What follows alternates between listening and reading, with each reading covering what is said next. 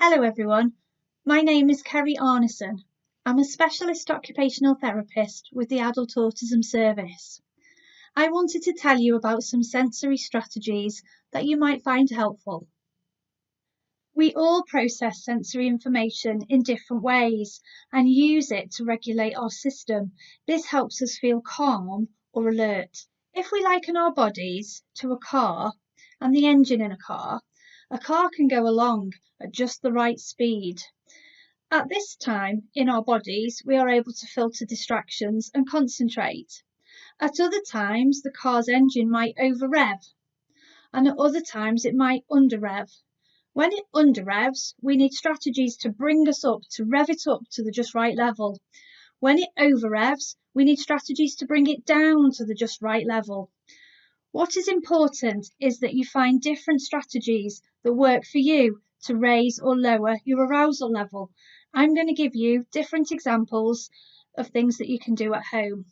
The most important part of remaining calm is having a routine in place. Due to the pandemic, people have been forced to change their routine. What is important is that you incorporate things you used to do that you still can do in your routine. And if you used to exercise, you find different ways you can do that within your home or when you go out as part of your daily exercise. It is important to build a routine to try and keep things predictable. A really important sense that we have that can help us be calmer or more alert is proprioception. Proprioception is the feeling of where our body is in space. If you wiggle your fingers now, you suddenly get a feeling of where your fingers are in relation to the rest of your body. This feeling is proprioception. In the same way, if I took us for a ride in an open-top car, the wind battering your face would make you feel the outline of your face. That feeling of where our body is, or our body parts are, is proprioception. Proprioception plays an important part because it can be used in the car analogy to raise your arousal level, to rev the engine up, but equally, if your engine is over-revving, to bring it down to that just right level. Proprioception does both alerting and calming, and it locks that feeling in for quite a period of time. Strategies that we can use to get proprioceptive input are trampolines if there is one available, or a trampette. Also heavy work. This could be done with a variety of things. It could be activities in the garden such as digging, gardening, raking, weeding. It could be doing the washing, mopping the floor, sweeping the floor, hoovering, painting work with be it a room or a garden fence, and other activities. Push-ups are very good at generating proprioceptive input within our bodies, as are working with weights, and you may have some weights in the house that you can use. Also, holding the plank position, that push-up position without moving on the floor, that can also be really helpful. Using a punch bag if you have one available. Certain activities that we can use to build proprioceptive input within our bodies can be using a straw to drink. The thinner the straw and the thicker the fluid, the more proprioceptive input we get from this activity. So thin straws with thick milkshakes or thick smoothies are a really good way of getting some proprioceptive input within our bodies. However, it's not necessary to go and purchase an expensive weighted blanket. The weighted effect can be achieved by other ways. For example, if you have a rucksack around the house, you could fill it with some heavy items. These could be some tinned food, but be careful how you position them so they don't dig in your back. It could be bottles of water that you have around the house, or a bottle of squash, or an empty bottle that you can use to put some water in. Or alternatively, you could use some weighted bean bags, some wheaty bean bags that are really quite heavy, or some books, some thick books that you've got, or a water bottle. Don't put all of them in together, but then if you had some items you could use, then they would provide you with a weighted backpack, which when worn over the shoulders can provide some proprioceptive input. That can be really useful when you're combining it with a movement activity to keep calm. Similarly, when lying at night, rather than using a weighted blanket, anything that's heavy can be helpful to help people get to sleep using that proprioceptive input. That could be just through general heavy blankets or through things placed across the body, like the heavy wheat packs, a water bottle, or some of these aerobics weights, which are designed really to go around the wrists, but actually they provide quite nice weighted input over the body. Also, there are some running vests on the market which make nice cheaper alternatives to a weighted vest.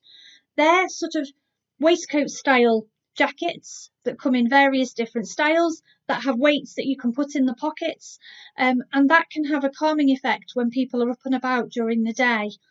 At night, they can be opened up and placed flat over the bed to help somebody get to sleep. Taking a dog for a walk also provides good proprioceptive input if the dog pulls on the lead.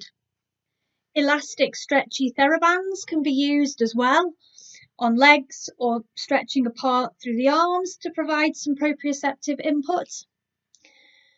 Proprioceptive input can also be got from tight things. So, for example, using a stretchy blanket put around your shoulders and pulled tight around, that can provide proprioceptive input and be calming. In the same way, wearing snug, tight clothing, the kind of thing like a running base layer would give you, which has some slight tightness to it, that's not too constrictive, but that is helpful and calming on the body. Some people find some way of getting a squeeze themselves, possibly squeezing into a tight space at home, maybe between the end of a bookcase and the end of a sofa, and squeezing into that gap. That can provide that proprioceptive input, which is calming. If you are sat on a chair and want to get some proprioceptive input in the sitting position, holding the edge of the chair, the seated part, and pulling it up for several seconds, between 10 and 20 if you can, provides a good dose of proprioceptive input and can be done regularly. Alternatively, placing your hands on the chair underneath where you're sat, like this, and pushing up can also give you proprioceptive input. It's more effective as well if your feet are off the floor because it's harder work. Some people also find an air cushion, like a move and sit cushion, can also be helpful. This one is a sizzle atomic sit, but it just means that people have some movement on the chair, so they're getting proprioceptive input like this whilst they're working, and that can help people focus. A therapy ball, if you have one, a yoga ball, can also be helpful at providing some proprioceptive input. It can also be used as a chair, like such, and it can be bounced on, which provides proprioceptive input. Or there are certain yoga ball exercises that you can do which provide really good proprioceptive input. In a sitting position or a lying position, hugging the ball can also provide some deep pressure. They're also really good, and I'm not going to demonstrate it, if you want to do a plank, which is a yoga position, using the ball. That can provide some really, really good proprioceptive input. If we combine movement with proprioceptive input, that effect lasts in our bodies a lot longer. A lot of the things that we've already spoken about have both elements within them, but some other examples could be taking a walk or a run, wearing the heavy backpack that we've talked about, doing a Pilates or a yoga session. There are lots of online free resources available at the moment, particularly on YouTube. A dog walk with the dog and a heavy backpack could be helpful. A game of swing ball in the garden if you have one. Currently, there are lots of online resources. It would be good to pick something that you have previously enjoyed. I'm now going to move on to some of the other senses and talk to you about those. So, for sight, to increase our arousal level, Fast-moving images or flashing, busy images can be very helpful.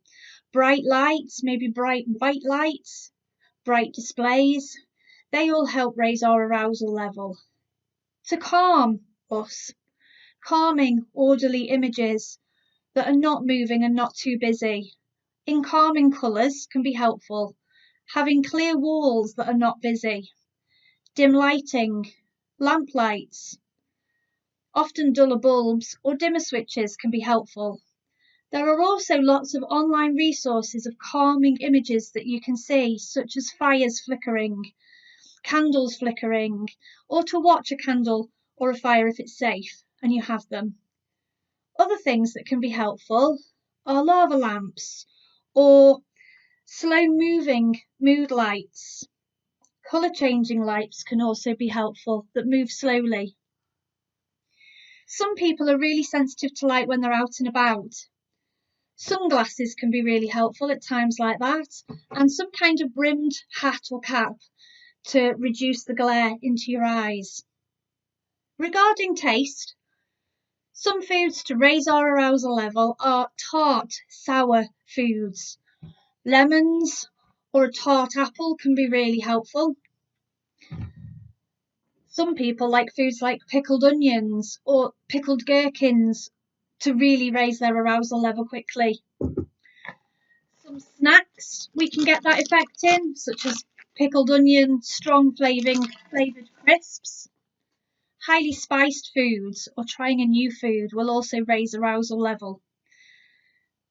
For crunchy foods, they can be really helpful at raising arousal level because they actually provide some proprioceptive input in the jaw. And some examples I've got are carrot sticks,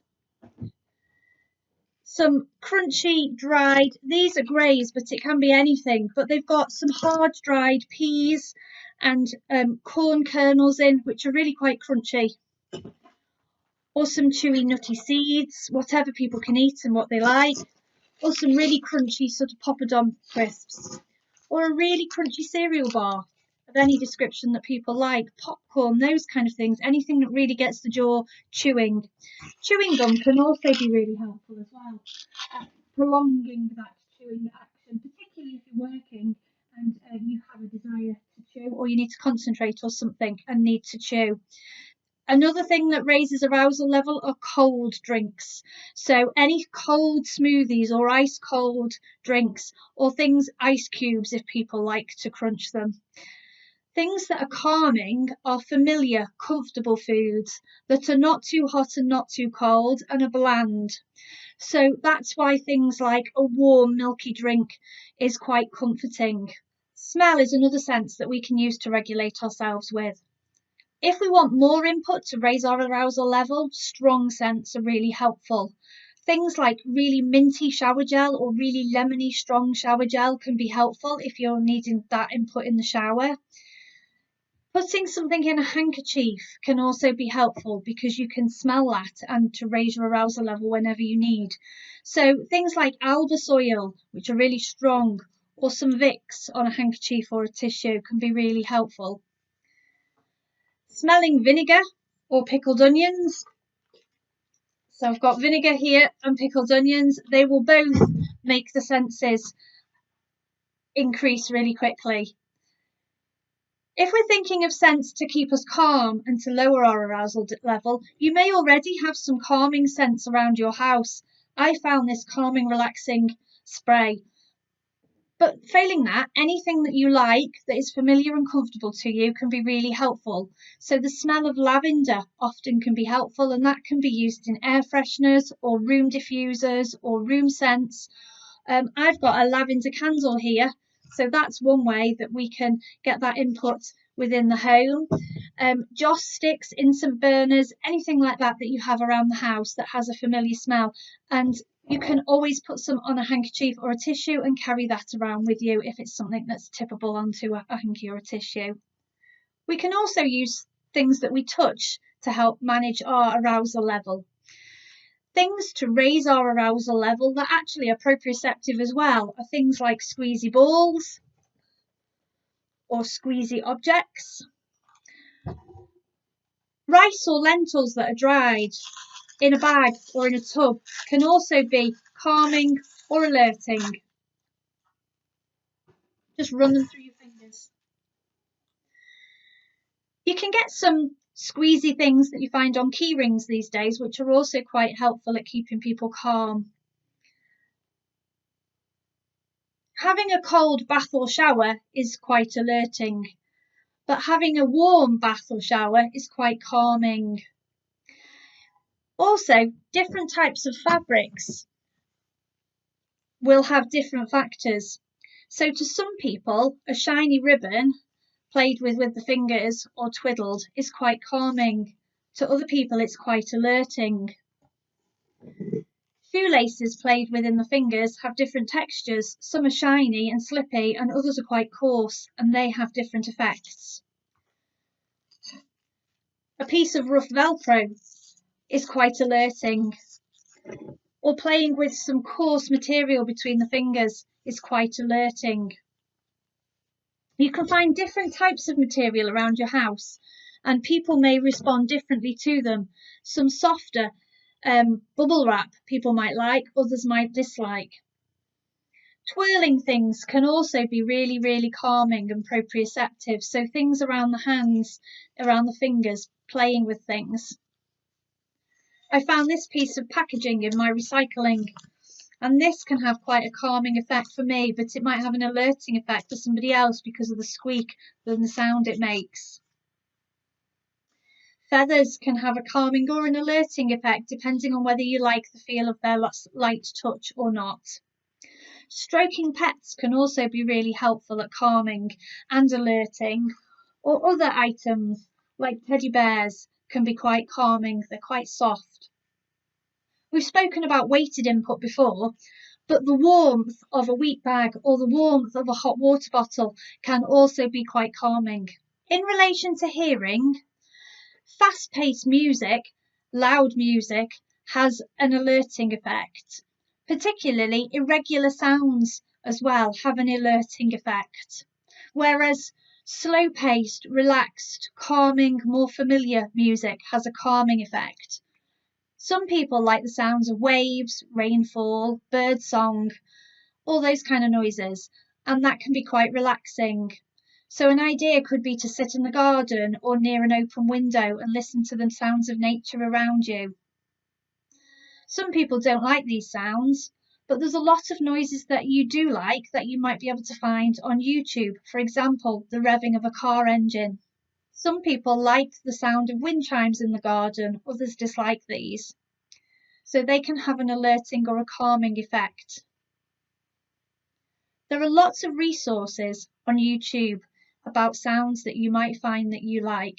There's lots of mindful videos, mindful apps as well available for phones that play different sorts of noises. Some activities that are helpful using sounds are singing or playing a familiar musical instrument. If it is a familiar song, then that has a calming effect. Noise that is irritating can be covered using different types of things. So I'm going to show you some examples. I've got some in-ear headphones that can be helpful, particularly if it's covered with a different noise. I've also got some over-ear headphones, which again, some people find that's helpful, particularly out and about, or if you've got neighbours that you're hearing the noises that they are making. If you don't have any of those, these are just ear defenders and they work as well. They all cover the noise to different levels and it depends on the level of the noise in the first place. Some headphones can have a noise cancelling effect where you can control the level of the background noise you hear, which some people report to be helpful.